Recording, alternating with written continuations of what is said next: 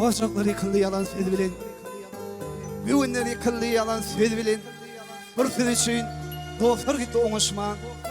Bir söz için yağlar gitti boğuşman. Hava bir söz için yürekler buladı. Yine bir söz gidenleri doladı. Şın sözü ananman oğlu yazgardık. Yalanı ananıp beyri yazgardık. Doğun ağrı açtı sözün üstünde. Yoksa oğlu vardı gözün üstünde. Fiysi sözde mün beladan kutulluk. Ağzı sözde ehli yerde otulluk. Sözdür bizim dünyamızı kul ediyen. Sözdür bizim dünyamızı yad ediyen. Fiysi sözde indi gelsin ağızlar. Kulaklarda orun tapsın vağızlar. Dil bela, diş hala dilen akıl var. Ehlinizde düşünce var, akıl var. Gelin onunla sözü öz verelim. 1, 2, 3 kim başarıyor görelim.